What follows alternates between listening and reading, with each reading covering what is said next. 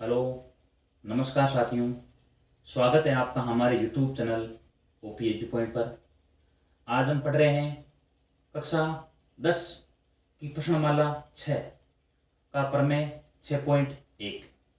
उस प्रमेय को बोलते हैं थेल्स प्रमेय या आधारभूत समानुपातिक प्रमेय।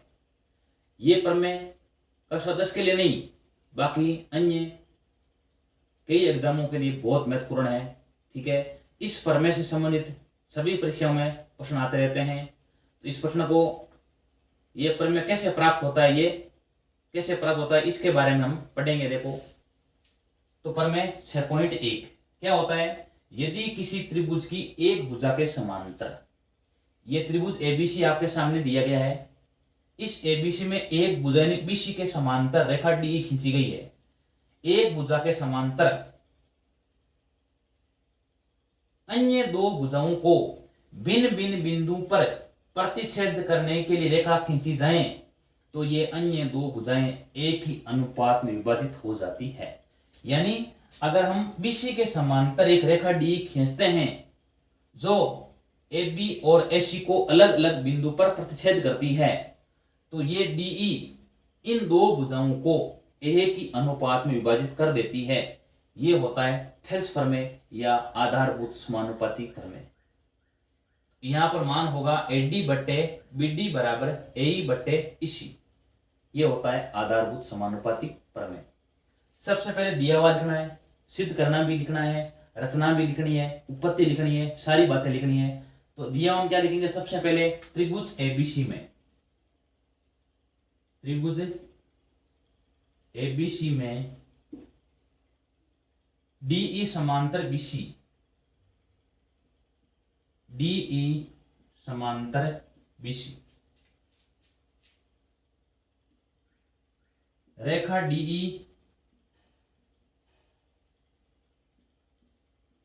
एबी व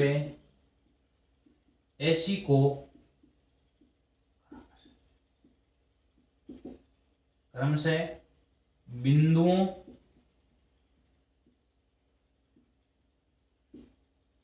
डी व ई पर प्रतिच्छेद करती है, प्रतिच्छेद करती है। यह आपको लिखना है दिया हुआ में। उसके बाद में रचना, रचना में आपको लिखना है यहां से, यानी यहां पर एक लंब खींचना है और यहां पर भी एक लंब खींचना है। ठीक है, रचना में क्या करेंगे, देखो यहां से क्या कर देंगे, हम एक लंब खींचते हैं।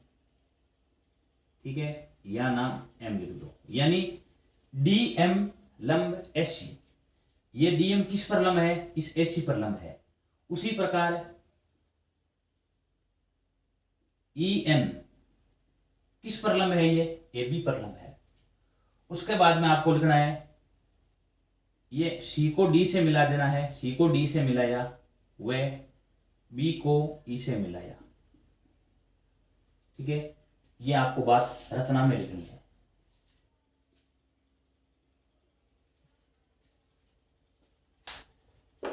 यहां लिखेंगे डी एम लंब एसी व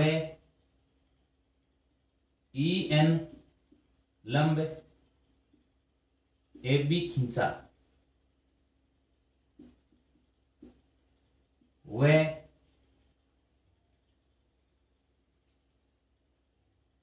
बी को ई से व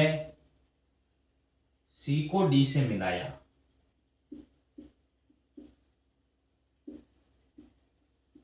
ठीक है, ये बात आपको यहां पर लिखनी है। यानी डी एम लंब एसी भुजा पर खींच दिया है और ई एन ए बी पर लंब खींच दिया है और सी को डी से मिला दिया है और बी को ई से मिला दिया है। ये लिख दिया हमने रचना। ठीक है, अब उसके बाद में सिद्ध करना है, यानी क्या सिद्ध करना है,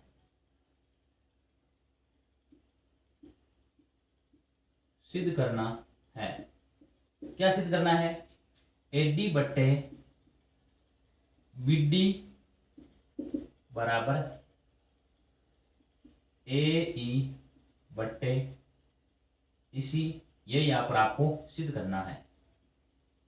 AD बट्टे DB बराबर AE बट्टे इसी, ये आपको सिद्ध करना है। यानी ये DE इन AB और AC को एक अनुपात में विभाजित करती है, ये सिद्ध करना है।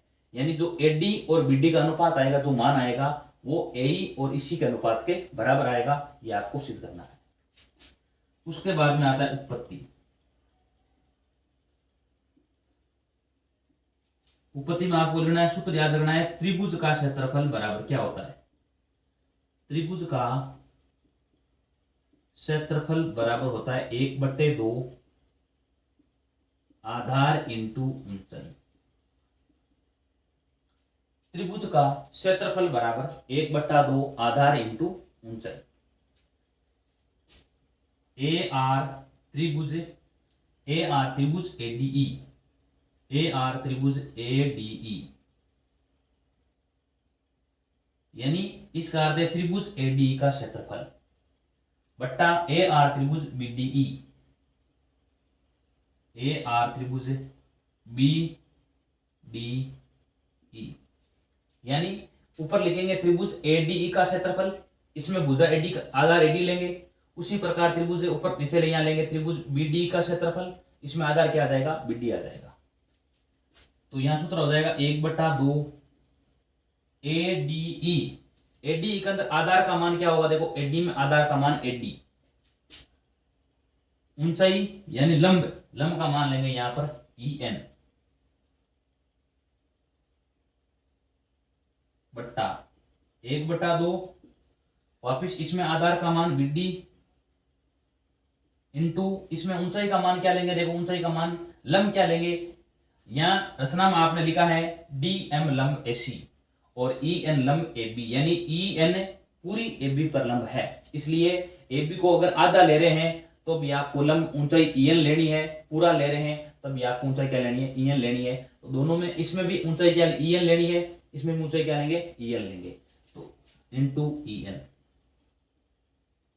EN से EN कैंसिल हो जाएगा, 1/2 कैंसिल हो जाएगा, तो यहां बचेगा AR त्रिभुज ADE बट्टे एरिया ऑफ त्रिभुज BDE बराबर AD बट्टे BD। इसको लिख सकते हो समीकरण 1। एरिया ऑफ त्रिभुज AD यानी त्रिभुज AD का क्षेत्रफल, एरिया ऑफ त्रिभुज BD यानी त्रिभुज BD का क्षेत्रफल बराबर AD बट्टे BD। अभी हमने भुजा कौन सी काम में ली है? AB के में AD और BD काम में लिया है। अब लेंगे AE और EC, तो यहां लिखेंगे एरिया ऑफ त्रिभुज ऊपर ADE बट्टे एरिया ऑफ त्रिभुज DEC, ऊपर हो जाएगा 1/2 आधार का मान AE, आधार का मान लेंगे AE इंटू ऊंचाई का मान आ जाएगा DM,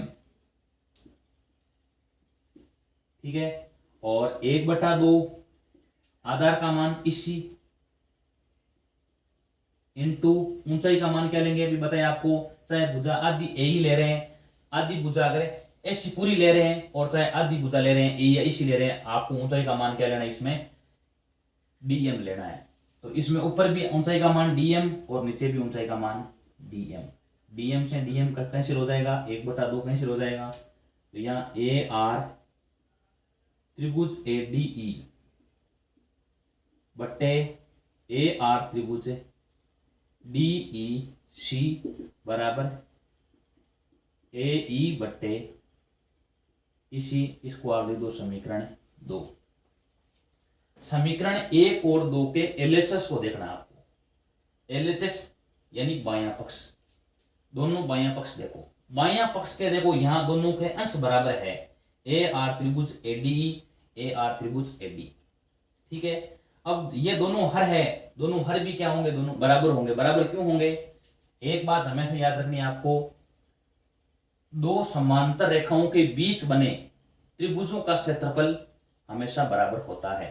तो ये दो रेखाएं समांतर दी गई है, इन समांतर रेखाओं के बीच में दो त्रिभुज बने हैं, उनका क्षेत्रफल हमेशा क्या होगा, बराबर होगा। तो यहां लिख देंगे ए आर त्रिभुज बीडीई बराबर ए आर त्रिभुज डीईसी। डीईसी कारण में आपको रखना है दो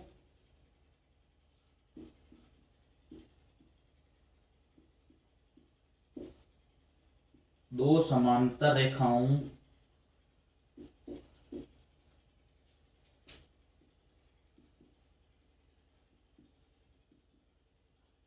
बीच बने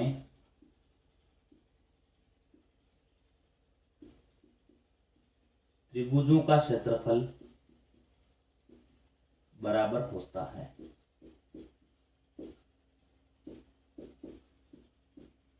यानी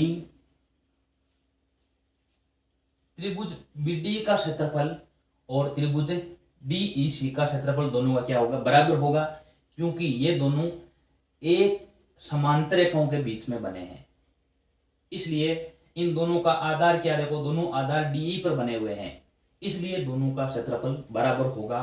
अब देख सकते हैं समीकरण 1 और 2 के एलएचएस आपस में बराबर आ रहे हैं। अंश पहले से ही बराबर था और हर भी क्या देखो बराबर है, यानी इन दोनों का क्षेत्रफल भी क्या होगा, बराबर। यानी समीकरण 1 और 2 के एलएचएस बराबर है, तो समीकरण 1 और 2 के आरएचएस भी क्या होंगे, बराबर होंगे। तो यहां लिख देंगे समीकरण 1 व 2 से, समीकरण 1 व समीकरण 2 से। समीकरण 1 और 2 के एलएचएस बराबर हो गए हैं, तो दोनों के आरएचएस भी क्या होंगे, बराबर। एडी बटे बीडी बराबर एई बटे ईसी। तो यहां सबसे ऊपर रख देंगे एडी बटे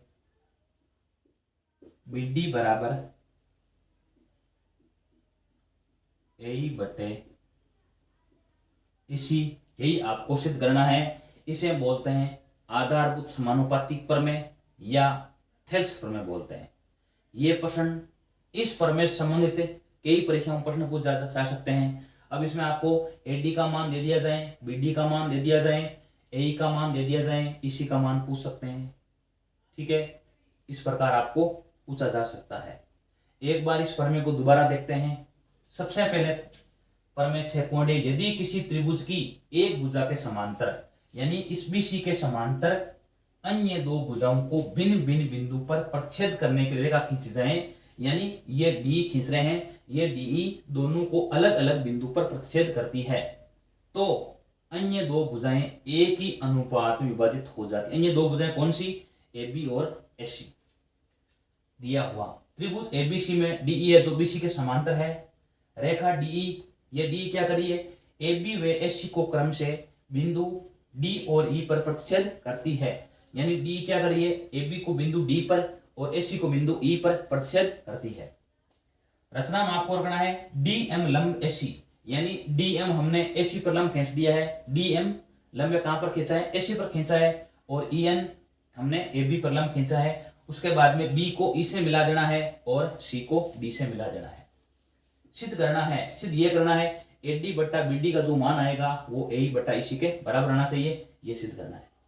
उपपत्ति, त्रिभुज का क्षेत्रफल बराबर 1/2 आधार इंटू ऊंचाई।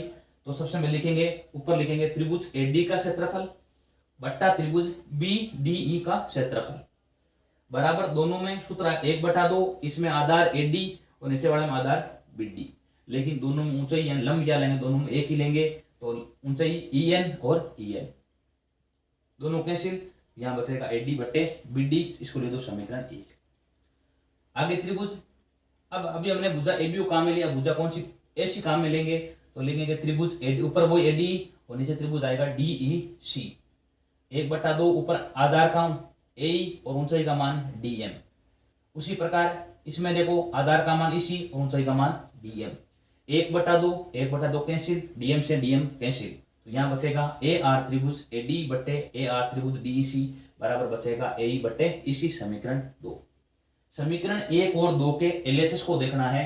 एलएचएस के देखो अंश दोनों के पहले से क्या है, बराबर है, और हर भी क्या होंगे, दोनों के बराबर। क्यों होंगे बराबर, क्योंकि ये दो त्रिभुज है, इनका क्षेत्रफल बराबर होगा।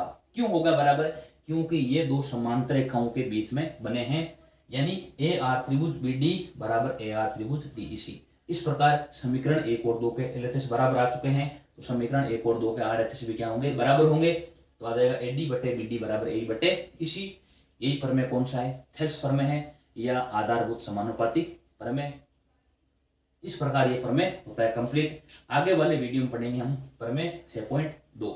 अगर वीडियो अच्छा लगा है तो वीडियो को लाइक कीजिए, शेयर कीजिए, कमेंट कीजिए और इस चैनल को सब्सक्राइब कीजिए। धन्यवाद।